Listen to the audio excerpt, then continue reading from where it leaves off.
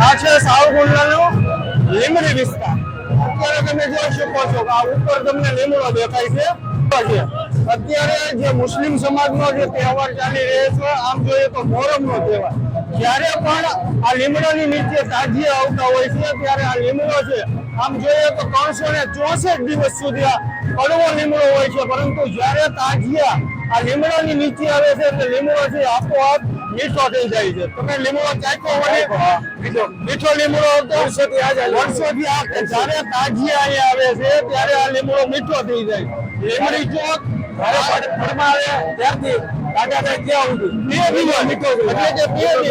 બે દિવસ સુધી આ લીમડો છે એ મીઠો લીમડો હોય છે. 363 દિવસ આ કડવો લીમડો હોય છે.